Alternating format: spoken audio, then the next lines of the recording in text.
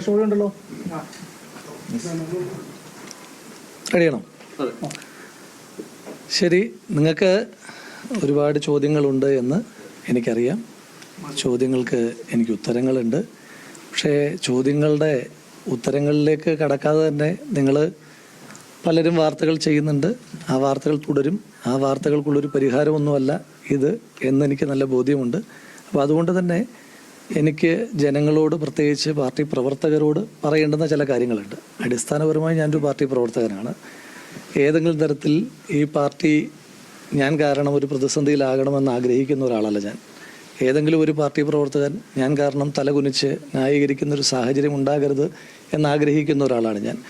കാരണം ഈ പാർട്ടിക്ക് വേണ്ടിയിട്ട് എല്ലായ്പ്പോഴും ഇപ്പോൾ സ്വാഭാവികമായിട്ടും നിങ്ങൾക്കറിയാമല്ലോ, ഈ ഇത്രയേറെ അക്രമം നേരിടേണ്ടി വരുന്നതിൻ്റെ ഒരു വലിയ കാരണം അത് ഞാൻ കുറ്റം ചെയ്തോ കുറ്റം ചെയ്തില്ലയോ എന്നുള്ളതിൻ്റെ മെറിറ്റിനപ്പുറം ഈ പാർട്ടിയുടെ എല്ലാ പ്രതിസന്ധിയിലും പാർട്ടിക്ക് വേണ്ടിയിട്ട് ന്യായീകരിക്കാൻ, അത് പാർട്ടിയുടെ മെറിറ്റിനെ ന്യായീകരിക്കാൻ, പാർട്ടിയെ പ്രതിരോധിക്കുവാൻ സമൂഹമാധ്യമമെങ്കിൽ സമൂഹമാധ്യമം, മാധ്യമങ്ങളെങ്കിൽ മാധ്യമങ്ങൾ, സമരങ്ങളെങ്കിൽ സമരങ്ങൾ, അതിലെല്ലാം പ്രവർത്തിച്ച ഒരാളെന്ന നിലയിലാണ് സ്വാഭാവികമായിട്ട് ഇതുണ്ടാകുന്നത്. പക്ഷേ ഞാൻ കാരണം എൻ്റെ പാർട്ടി പ്രവർത്തകർക്ക് തലകുനിക്കുന്നൊരു സാഹചര്യം ഉണ്ടാകുന്നത് എനിക്ക് ഉൾക്കൊള്ളുവാനും അംഗീകരിക്കുവാനും കഴിയുന്ന കാര്യമല്ല. എനിക്ക് ചില കാര്യങ്ങൾ പറയാനായിട്ടുണ്ട്.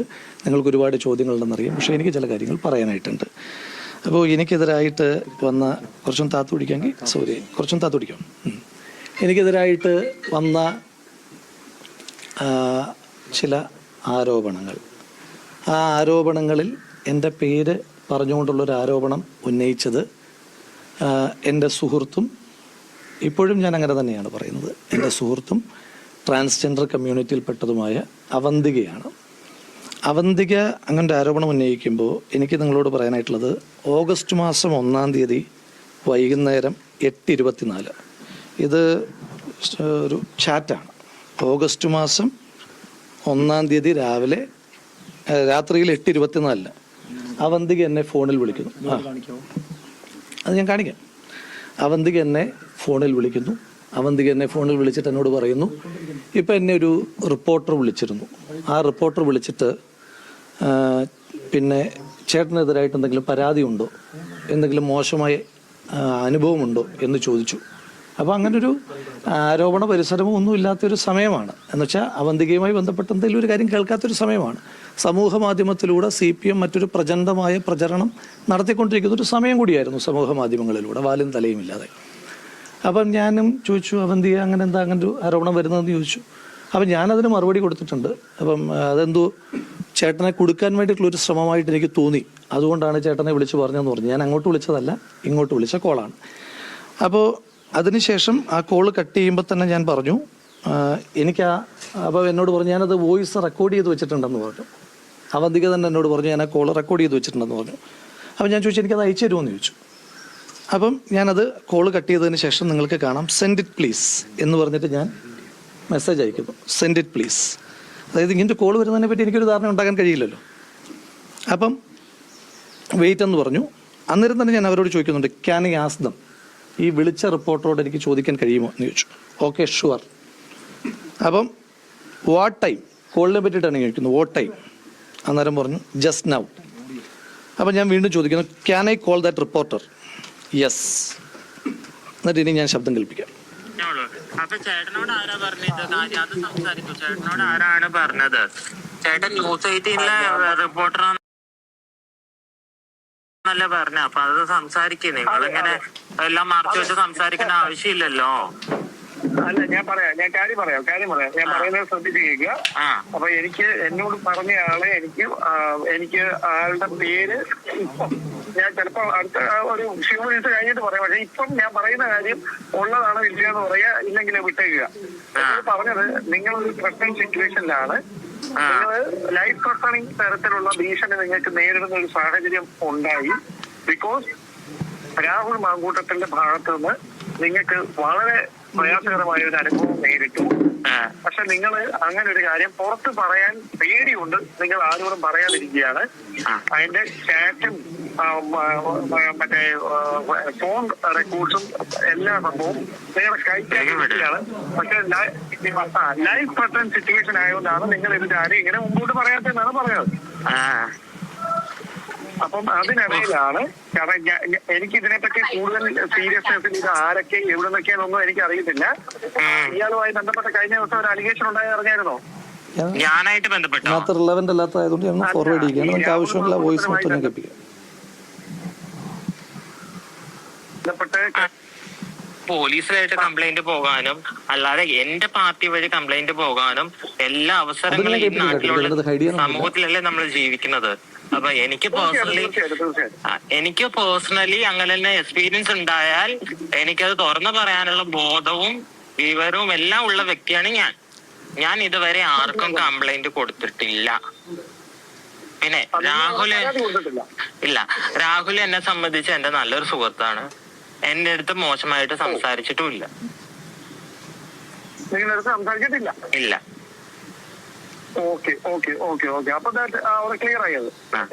ആരാ ഈ പരാതി പറഞ്ഞതാരാണ്? നിങ്ങൾക്ക് അങ്ങനെ ഇല്ല എന്ന് പറഞ്ഞ സ്ഥിതിക്ക് നിങ്ങൾ അത് വിട്ടേക്കുക, സംഭവം വിട്ടേക്കുക.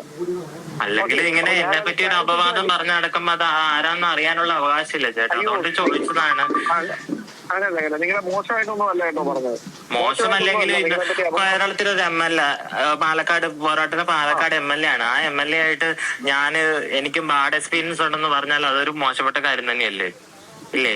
ബാഡ് എക്സ്പീരിയൻസ് ഉണ്ടായെന്നല്ല പറഞ്ഞത്, നിങ്ങൾക്കൊരു വാട്സാപ്പ് ചാറ്റിൽ മിസ്ബിഹേവ് ചെയ്യുന്ന രീതിയിൽ അതന്നെ അതൊരു ബാഡ് എക്സ്പീരിയൻസ് അല്ലേ? മിസ്ബിഹേവ് ചെയ്തു എന്ന് പറയുന്നത് തന്നെ ഒരു ബാഡ് എക്സ്പീരിയൻസ് ആണല്ലോ. അപ്പൊ അത് പറഞ്ഞു നടക്കുന്ന ആരാന്ന് അറിയാനുള്ള അവകാശം എനിക്കും കൂടി ഇല്ലേ? ഞാൻ ആളോടൊന്ന് ചോദിക്കട്ടെ, നിങ്ങളിപ്പോ എങ്ങനെയാണ് പറയുന്നത്, നിങ്ങളുടെ ക്ലാരിഫിക്കേഷൻ എങ്ങനെയാണ്? ഞാൻ അങ്ങനെയാന്ന് പറയേണ്ട ആവശ്യമില്ല. എനിക്ക് എന്തെങ്കിലും മിസ്ബിഹേവ് ഉണ്ടായാലും എനിക്ക് എന്തെങ്കിലും പ്രശ്നം ഉണ്ടായാലും ബന്ധപ്പെട്ട അതോറിറ്റീനെ സമീപിക്കാനുള്ള എല്ലാ ബോധവും അവകാശവും എല്ലാം എനിക്കുള്ളതാണ്. അത് എന്നെ സംബന്ധിച്ച് എനിക്ക് ആ ഒരു പ്രശ്നം ഉണ്ടായാൽ എനിക്ക് അത് സമീപിക്കാനുള്ള എല്ലാ ഫ്രീഡം ഉണ്ട്, അതിനുള്ള എല്ലാ വഴികളും ഉണ്ട്. പോലീസ് തലത്തിലായാലും ഇപ്പൊ ന്യൂസ് പരമായാലും അല്ലാത്ത ഗവൺമെന്റ് തലത്തിലായാലും എനിക്ക് നല്ല ഏതാണ് ചുമതല എന്താണ് ഇപ്പൊ എനിക്ക് നിലവിൽ എനിക്ക് പാർട്ടിയിൽ ചുമതല ഒന്നും തന്നെ ഇല്ല. അപ്പോൾ ഈ സംഭാഷണം നിങ്ങൾ കേട്ട് കാണും എന്നാണ് ഞാൻ വിചാരിക്കുന്നത്. അപ്പോൾ എനിക്കിങ്ങനെ അതിനുശേഷം അവർ അന്നത്തെ ദിവസം ഞാൻ വിളിച്ചു, അതായത് ഇവർ പുറത്ത് പറയുന്ന ദിവസവും പിന്നുള്ളതെല്ലാം കാഷ്വൽ സംഭാഷണങ്ങളാണ്. അത് രണ്ടുപേര് തമ്മിലുള്ള കാഷ്വൽ സംഭാഷണങ്ങൾ, അതിനകത്ത് ഏതെങ്കിലും ഒരു മോശപ്പെട്ട കാര്യമൊന്നുമില്ല, അത് പുറത്ത് പറയേണ്ട കാര്യമില്ല. ഇനി അന്നത്തെ ദിവസമാണ് ഇവരാരോപണം ഉന്നയിക്കുന്നതിന് മുൻപ് ഇവരങ്ങനെ എന്നോടിത് പറഞ്ഞിട്ട് നിൽക്കുന്ന സാഹചര്യമാണല്ലോ. അപ്പോൾ അന്നേരമാണ് മറ്റൊരു അലിഗേഷനുമായി ബന്ധപ്പെട്ടിട്ട് ഞാൻ മാധ്യമങ്ങളെ കാണാമെന്ന് തീരുമാനിക്കുന്നത്. അപ്പോൾ ഞാൻ അവർക്ക് 2 തവണ അവരെ വിളിക്കുന്നു. അപ്പോൾ ഞാൻ അവരോട് വോണ ടോക്ക് ടു യു എന്ന് പറയുന്നു. അപ്പോൾ ആ സംഭാഷണമുണ്ട്. അതിനുശേഷം ഞാൻ അവരെ വിളിച്ചിട്ട് ഞാൻ പറഞ്ഞു, ഇതിനെപ്പറ്റി പറയട്ടെ, അത് പറഞ്ഞതിന് ശേഷം നിങ്ങൾ എന്നോടൊപ്പം നിൽക്കുമല്ലോ. അപ്പം ഞാനിത് ചോദിക്കുന്നുണ്ട് കേട്ടോ ഇവരോട്.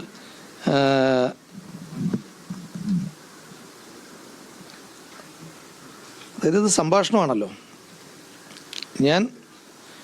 U will stand with me for justice in this issue no എന്നുള്ളതാണ് എന്ന് ഓഗസ്റ്റ് മാസം 1-ാം തീയതി ഞാൻ പറയുന്ന സംഭാഷണം. ഒരു കാര്യം എനിക്ക് പറയാനായിട്ടുള്ളത്, ഇപ്പോൾ അവർ പിന്നീട് പറഞ്ഞത് ലൈഫ് ത്രെട്ടനിങ് സിറ്റുവേഷൻ ആണെന്നാണ്. ഈ ലൈഫ് ത്രെട്ടനിങ് സിറ്റുവേഷൻ ആണെന്ന് അങ്ങോട്ട് ആ റിപ്പോർട്ടറാണ് പറഞ്ഞു കൊടുക്കുന്നത്. നിങ്ങളത് കേട്ടു. അങ്ങനെ ലൈഫ് ത്രെട്ടനിങ് സിറ്റുവേഷനിൽ നിൽക്കുന്ന ഒരാളായിരുന്നു അവരെങ്കിൽ, അങ്ങനെയുള്ള ഒരാളായിരുന്നെങ്കിൽ അവരിപ്പോഴും പുറത്ത് പറയില്ലായിരുന്നു. പോട്ടെ, അത് അവർക്ക് ഇഷ്ടമുള്ളപ്പോൾ പുറത്ത് പറയാമെന്ന് വിചാരിക്കാം. പക്ഷേ ആ റിപ്പോർട്ടർ വിളിക്കുമ്പം അത് അവരെന്നെ അറിയിക്കേണ്ട കാര്യമില്ലല്ലോ. ആ റിപ്പോർട്ടർ വിളിക്കുന്ന കാര്യം എന്നെ അറിയിച്ചു എന്നുള്ളത് വരെ ഇരിക്കട്ടെ. ആ റെക്കോർഡിങ് അവർ തന്നെ എനിക്ക് അയച്ചു തരുമോ? നിങ്ങളുടെ ഒരു യുക്തിയിൽ ഇപ്പം നിങ്ങൾ നടത്തിക്കൊണ്ടിരിക്കുന്ന വിചാരണകൾക്കിടയിൽ നമ്മുടെ രാജ്യത്ത് ഇപ്പം ഞാൻ വലിയ ഒഫൻഡറായിട്ടാണല്ലോ ഇപ്പം മാധ്യമങ്ങൾ ചിത്രീകരിക്കപ്പെടുന്നത്. അക്കാലത്ത് ഇനി നിങ്ങളുടെ വാദം അങ്ങനെ തന്നെ നിലനിർത്തിക്കൊണ്ട് തന്നെ പറയട്ടെ, ഈ രാജ്യത്തെ ഏറ്റവും വലിയ കുറ്റവാളിക്ക് പോലും നമ്മുടെ രാജ്യത്തിൻ്റെ നിയമ സംവിധാനം കൊടുക്കുന്നൊരു ഒരു അവസ്ഥയുണ്ടല്ലോ, അയാളെ കൂടി കേൾക്കുക എന്നുള്ളത്. അപ്പോൾ ഞാൻ ചോദിക്കുന്ന, അങ്ങനെ ലൈഫ് ത്രെട്ടനിങ് സിറ്റുവേഷൻ നിൽക്കുന്ന ഒരാൾ എന്നെ ഇങ്ങോട്ട് വിളിച്ചിട്ട്, അപ്പം ലൈഫ് ത്രെട്ടനിങ് സിറ്റുവേഷനിൽ നിൽക്കുന്ന ഒരാൾ സ്വാഭാവികമായിട്ട് എൻ്റെ തകർച്ചയായിരിക്കണമല്ലോ ആഗ്രഹിക്കുന്നത്. ആ ആഗ്രഹിക്കുന്ന ആൾ എന്തിനായിരിക്കും അന്ന് രാത്രിയിൽ ഇതിൻ്റെ ഒരു പരിസരവും ഇല്ലാത്തൊരു സമയത്ത് എന്നെ വിളിച്ച് ഇങ്ങോട്ട് വിളിച്ച് ഈ വിവരം പറഞ്ഞത്? എന്തിനായിരിക്കും എനിക്ക് അവർ ഈ കോൾ റെക്കോർഡിംഗ് അയച്ചു തന്നത്? ഇനിയും അതും ഇപ്പോൾ പരിശീലിപ്പിക്കുന്ന പോലെ അവർക്ക് ആർക്ക് വേണമെങ്കിലും പരിശീലിപ്പിക്കാം. അത്തരം കാര്യങ്ങൾക്കൊന്നും ഞാൻ കൂടുതലായിട്ട് മറുപടി പറയാൻ ആഗ്രഹിക്കുന്നില്ല. എനിക്ക് ഞാൻ അവരെ ഏതെങ്കിലും തരത്തിൽ ഞാൻ കുറ്റപ്പെടുത്തുന്നില്ല. ഞാൻ അതുകൊണ്ടാണല്ലോ പറഞ്ഞത്, ഞാൻ അവരെൻ്റെ സുഹൃത്താണ്. അപ്പോൾ നിങ്ങളിൽ പലരും എൻ്റെ സുഹൃത്തുക്കളാണ്. എൻ്റെ സുഹൃത്തുക്കളായ നിങ്ങളിൽ പലരും ഇപ്പോൾ സ്വാഭാവികമായിട്ട് നിങ്ങളുടെ ഉത്തരവാദിത്വത്തിൻ്റെ ഭാഗമായി നിങ്ങളുടേതായ ജോലികൾ ചെയ്യുമ്പോൾ എനിക്ക് അതിൻ്റെ പേരിൽ നിങ്ങളെ തള്ളി പറയേണ്ട കാര്യമില്ലല്ലോ. അപ്പം നിങ്ങളിപ്പോൾ എനിക്കെതിരായി വാർത്ത കൊടുക്കുന്നതിൻ്റെ പേരിൽ നിങ്ങൾക്കെതിരായിട്ട് ഞാൻ പറയേണ്ടുന്ന കാര്യമില്ലല്ലോ. അപ്പോൾ അതുപോലെ തന്നെ ഇപ്പോൾ അവർ പറഞ്ഞു എന്നതിൻ്റെ പേരിൽ ഞാൻ തള്ളി പറയാനൊന്നും ഈ നിമിഷം നിൽക്കുന്നില്ല. പക്ഷേ ഈ വാർത്തകളുടെ വലിയ പേമാരിയുടെ കാലത്ത് ഇത്തരം ചില സംഭവങ്ങൾ നടക്കുന്നുണ്ട്. അത് ഇന്ന് നടന്നതല്ല, ഓഗസ്റ്റ് മാസം 1-ാം തീയതി നടന്നതാണ്. അതുകൂടി എനിക്ക് നിങ്ങളോട് പറയണമെന്ന് തോന്നി. അതുകൊണ്ടാണ് നമ്മൾ ഇപ്പോൾ നിങ്ങളെല്ലാവരെയും കാണാനായിട്ട് തീരുമാനിച്ചത്. ഇനിയും എനിക്ക് പറയാനുള്ള കാര്യങ്ങൾ, ജനങ്ങളോട് പറയാനായിട്ടുള്ള കാര്യങ്ങൾ, മറ്റ് കാര്യങ്ങൾ, ഒരുപാട് കാര്യങ്ങളെ പറ്റിയിട്ട് എനിക്ക് ജനങ്ങളോട് പറയാനായിട്ടുണ്ട്.